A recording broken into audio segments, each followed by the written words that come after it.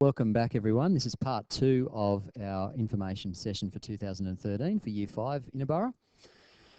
This is Mr. Bachatsky here, and there was a couple of things that I didn't mention about English. I think we might have gotten cut off there at the end of that one, so sorry if that was the case. There are a couple of other things that we wanted to quickly mention. Firstly, we're going to be focusing also on talking and listening, which is another important strand in English.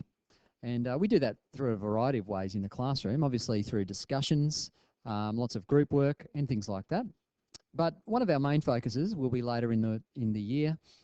Early term 4, we normally have a public speaking competition, which gives each student the opportunity to get up in front of their peers and in front of teachers and present a topic that is of importance to them. And so we'll be giving you more information about that later on in the year as it comes to hand. But that's just something to be aware of. Also, the reading program that we're going to be using is something called Springboard into Comprehension. So if you wanted to have a look up that particular program, then please do. I think that covers English. I'm just going to hand it over to Mr. Burns again. He's going to talk to you a bit more about the maths program. Thank you, mothers and fathers. Just with regards to... Oh, we're not playing the slideshow. Well, we'll just do that, if that's all right. Sorry, we didn't activate the slideshow. We've just got it on manual activation, yeah, which is perfectly adequate for our needs. Regarding mathematics in Year 5, now we've just completed a battery of diagnostic assessments of your students, of your children's mathematical capacities and abilities. So with all that information, we plan to run a series of targeted lessons targeting particular weaknesses of particular students and student groups, and whilst extending the children who are strong in certain areas in the lead up to NAPLAN. Now, with mathematics, you can see all the things that we're covering there: number, patterns and algebra, measurement and data, space and geometry, problem solving and maths essentials and homework. Look, I think that they don't need much explanation, but I think problem solving probably does a little. What we're trying to do every morning is a couple of problems at least with the students so they can practice their math skills in real life or similar sorts of situations, doing our best to put maths in a context. And we're also trying to look at some of the maths essentials every morning with students as well. Now, maths essentials are really broken down into 3 key areas, those 3 areas being times tables, double-digit addition, and place value understanding. Now, they're really your 3 legs of mathematics, and if you don't have those legs as such, then it's very difficult to walk as a mathematician. So I'll just say that again. That's place value, times tables, which can really only be learnt by rote, and double-digit addition. So we're doing that sort of practice every morning, problem solving and math essentials practice. And just remember also, we'll be doing targeted teaching, particularly addressing particular student weaknesses and strengths, because we know that your child might be very good at addition or subtraction and need very little practice, so they'll be doing some more advanced work in that area when that lesson comes. This year we have the Targeting Maths textbook that we will be working from, and we also have the relevant mentals text as well as an addition. But we only use those to support what we're really doing. It's really all about achieving the outcomes, and as far as the textbooks and the other support texts help us there, then we use them. You might notice if some textbooks come home, not every page is done. That's probably because your child can already do that sort of work. We don't get them to do pages that they can already do, and at other times we've also supplemented that text with other work, so they might need to do that particular page to show us that that work is done. The textbooks are there as an aid only to achieving outcomes, and that's what we're really all about here, achieving learning outcomes for your children. I'm going to hand over to Mr. Anything to add, Mr. Bachatsky? Or okay, handing over to Mr. Bachatsky to talk about science and technology.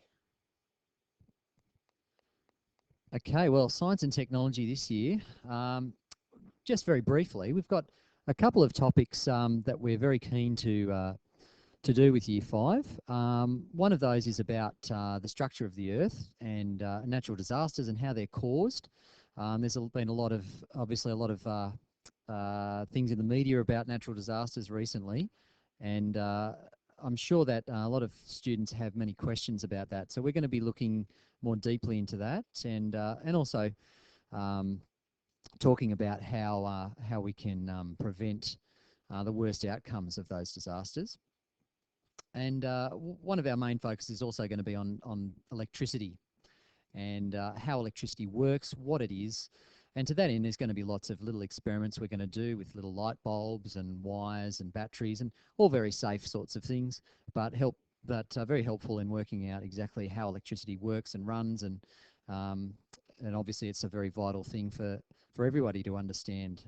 And there's also a safety component, of course, that goes with that, which will be hopefully taught by the PDH PE teachers who are coming into our classrooms on a weekly basis. You may notice that at the end of term 1 we haven't covered many science and technology lessons and topics, and that's because primarily our focus in term 1 is going to be on the gold rushes, which I'm about to talk to you a little bit more about, and probably less focus on science and technology in term 1, and that's going to be changed a little bit in term 2. Mr. Burns and I are very keen to make sure that this year that we cover things deeply rather than cover things in a surface way, while still maintaining the outcomes being ticked off. So we're going to be doing perhaps a little bit less, but a little bit more in terms of depth. That's really our aim this year, and we hope that your students will really benefit from thinking more deeply and carefully about the topics that we're presenting. So we'll head on to HSIE, or Human Society and Its Environment, as it should be known. The topics, as mentioned, we're going to be starting off with the gold rushes, which is obviously a really important topic for understanding where we've come from as a nation, and so we're excited about doing that, and we've already started talking about that, reading, watching videos, etc., and setting a project for the students to complete, which I think they're looking forward to. We're also going to be linking that with democracy, and doing a unit on what is democracy, and Ms. Chisholm does a fantastic accompaniment to that in the library, where she talks about different types of government. We're also going to be looking at another culture, and so our focus is not just on Australia. We're going to be looking at Chinese culture in particular, and that really ties in nicely with our languages program for Mandarin, and it's really fascinating for the students to be able to see why people are different and how they're different, and to be able to appreciate people's differences. So that's a topic that we're keen to explore with the kids as well. And if there's nothing else to add there, Mr. Burns, then we might move straight on to the next slide. Creative and practical arts, thank you. And I can actually see we are running a little bit short of time there, so before I get into that, I think we might just take this opportunity to wrap this up, and we'll see you in part 3 of Information Night 2013. Thank you very much. I'm sure you'll hear from us very soon. Just please follow the link.